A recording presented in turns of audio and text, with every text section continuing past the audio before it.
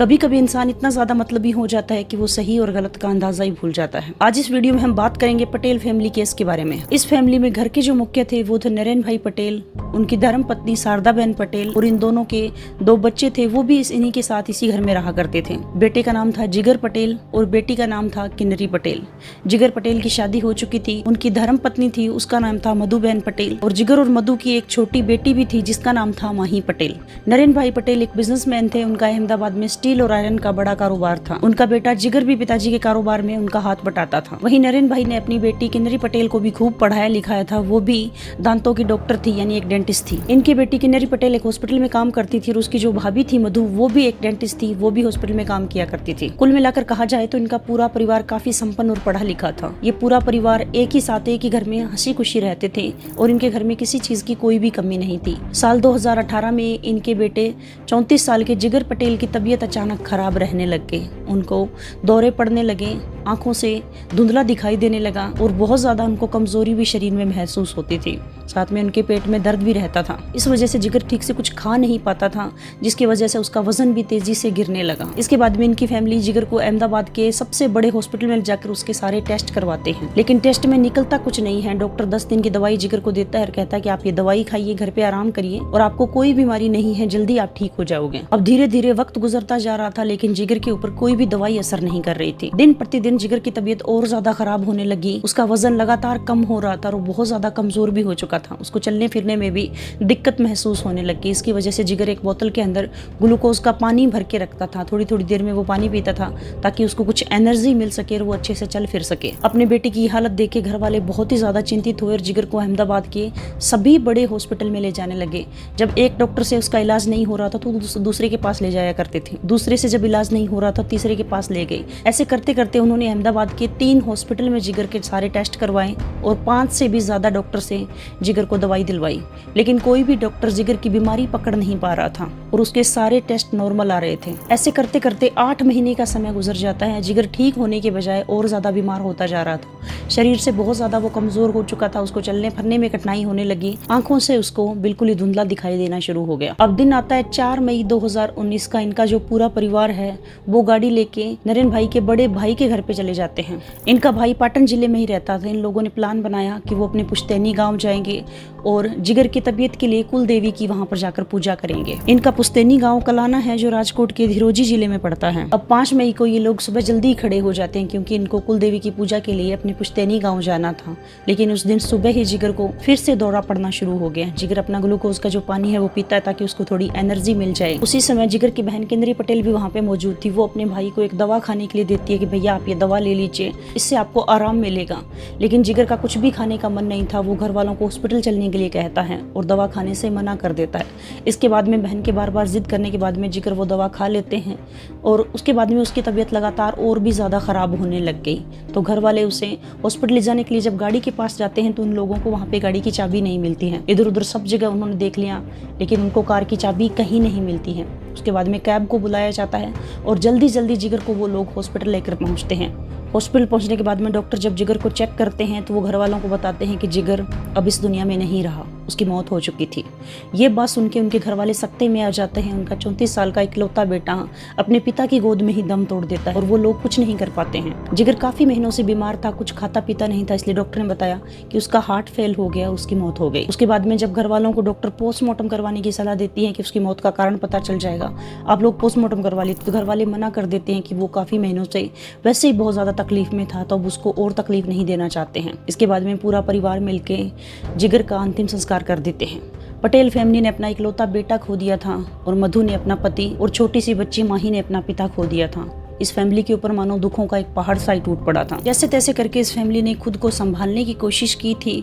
ठीक 1 महीने बाद में जिगर की पत्नी मधु बहन की भी तबीयत खराब होने लग गई। उसको भी लगातार दौरे पड़ने लग गए, कमजोरी उसको महसूस होने लग गई और जिगर की तरह उसको भी आंखों से धुंधला दिखाई देना शुरू हो गया। इसके बाद में घर वाले मधु को हॉस्पिटल में एडमिट करवा देते हैं। जब मधु हॉस्पिटल में एडमिट थी तो घर पे नरेन भाई पटेल, उनकी बेटी किन्नरी पटेल और उनकी 18 महीने की पोती माही मौजूद थी। साथ में उनके बड़े भाई की पत्नी भी आई हुई थी, मतलब किन्नरी की ताई जी भी वहाँ पे मौजूद थी। इसके बाद में थोड़ी देर में किन्नरी पटेल देखती हैं कि पालने में सो रही माही के मुंह से झाग से निकलने लगे और उसको भी दौरे आने शुरू हो गए। इसके बाद में केंद्री पटेल वहाँ पे चिल्लाती है और उनकी जो ताई जी है माही को गोद में उठाती है। तुरंत वो लोग बच्ची को लेकर हॉस्पिटल पहुँचते हैं। माही को हॉस्पिटल में एडमिट करवाने के बाद में थोड़ी ही देर में उस बच्ची की भी मौत हो जाती है। 1 महीने के अंदर इस घर के अंदर 2 मौतें हो चुकी थी। 34 साल के जिगर और उसकी बेटी 18 महीने की माही की। इस घर में हर कोई हैरान था, बहुत ज्यादा दुखी था। बच्ची की माँ मधु की भी हालत बहुत ज्यादा नाजुक होती चली गई। इसके बाद में डॉक्टरों ने मधु का ट्रीटमेंट किया तो उसकी हालत में थोड़ा बहुत सुधार हुआ और उसके बाद में हॉस्पिटल से उसको डिस्चार्ज कर दिया गया। इस बच्ची माही की जब मौत होती है तो डॉक्टर घर वालों को उस बच्ची का पोस्टमार्टम करवाने की सलाह देते हैं ताकि उसकी मौत का सही कारण पता लगाया जा सके। लेकिन घर वाले उसका पोस्टमार्टम करवाने से मना कर देते हैं क्योंकि वो सोचते हैं कि माही का जब जन्म हुआ था वो एक प्री मैच्योर बेबी थी और वो लगातार बीमार ही रहा करती थी। उसकी भी दवाइयाँ लगातार चल रही थी। उनको लग रहा था कि माही को दौरा आया जिसकी वजह से उसकी मौत हो गई। इसी वजह से घर वाले बच्ची का पोस्टमार्टम करवाने से मना कर देते हैं। इसके बाद में माही छोटी थी तो उसका दाह संस्कार नहीं होता है बल्कि उसे दफना दिया जाता है। घर की बहू मधु की भी तबीयत लगातार खराब रहती है। उसने 1 महीने में अपना पति, बच्चा सब कुछ अपना खो दिया था। वहीं मधु के ससुर नरेन भाई के मन में कुछ अजीब चीजें चलनी शुरू हो गई। वो कमरे में बैठ के घंटों तक कुछ चीजें सोचने लगते थे। उसके बाद में उन्होंने अपनी बहू को बुलाकर कहा, बेटे तुम अपने पिताजी को बुलाकर अपने मायके चले जाओ, यहाँ रहना तुम्हारे लिए ठीक नहीं है। इसके बाद में मधु को वो उसके मायके भेज देते हैं। इसके बाद में नरेन भाई पटेल अपने घर में कुछ चीज़ों को ऑब्जर्व करते हैं। वो देखते हैं घर में सब लोग दुखी हैं, बहुत ज़्यादा उदास रहते हैं, किसी का कुछ भी करने का मन नहीं है। लेकिन उनकी जो बेटी थी केंद्री पटेल, उसको जैसे अपने भाई और भतीजी का मरने का कोई भी गम नहीं था। वो बहुत ज़्यादा हंसती रहती थी, खुश रहती थी, अपने दोस्तों से घंटों घंटों तक बातें करती थी, बाहर घूमने चले जाया करती थी, कभी मूवी देखने जा रही हैं, इधर उधर घूम रही हैं। उसको मानो इन चीज़ों से कोई फ़र्क ही नहीं पड़ रहा था। इसके बाद में वो अपनी बेटी केंद्री पटेल को रूम में बुलाते हैं और उससे पूछते हैं कि तुम्हें अपने भाई और भतीजी के मरने का कोई गम नहीं है क्या? तुम ही उनकी मौत के पीछे हो? सच सच मुझे सारी बात बता दो। तो अपने पिता के सामने केंद्री ने अपना गुनाह तुरंत वहाँ पे कबूल कर लिया। उसने बताया कि उसने ही अपने भाई और भतीजी का खून किया है और वो अपनी भाभी को ही मारने वाली थी, लेकिन आपने उसे मायके भेज के बचा लिया। केंद्री के मुंह से ये सारी बातें सुन के नरेन भाई के तो मानो पैरों तले जमीन ही खिसक गई। अब वो सोच रहे थे कि अपने बेटे को इंसाफ दिलाऊं या अपनी इकलौती बेटी को जेल भेजूं, क्या करूं।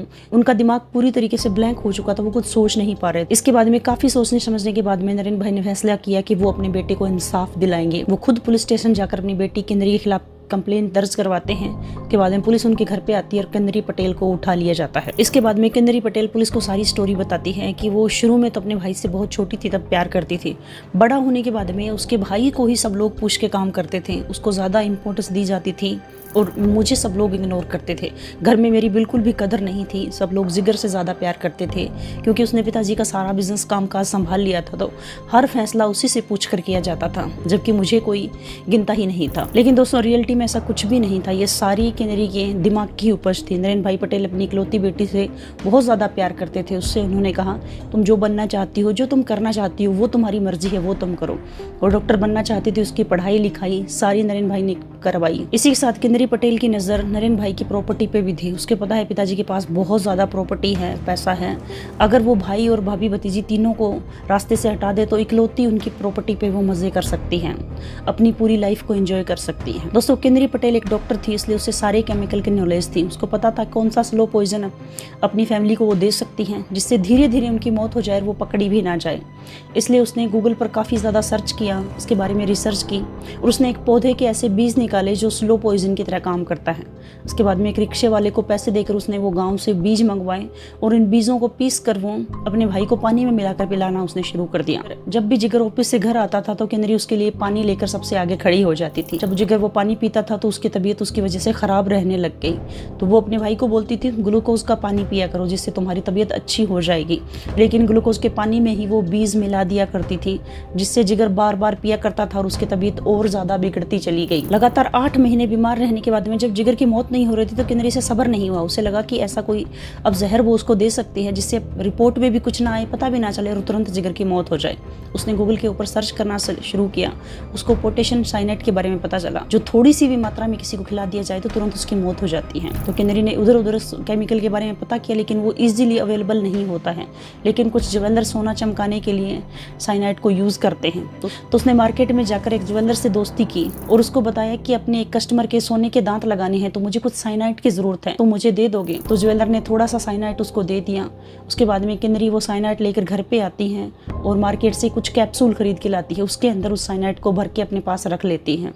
और 5 मई को जब वो कुल देवी के दर्शन के लिए जा रहे थे तब जिगर को वो जबरदस्ती कैप्सूल खिला देती हैं और वो केमिकल इतना ज्यादा खतरनाक होता है कि रास्ते में ही जिगर की मौत हो जाती है। जिगर की मौत के बाद में जब घर वालों को उस पर कोई शक नहीं होता तो वो सोचती है कि भाभी को भी और भतीजी को भी रास्ते से जल्दी से हटा दे ताकि वो उनकी प्रॉपर्टी पे ऐश कर सकें।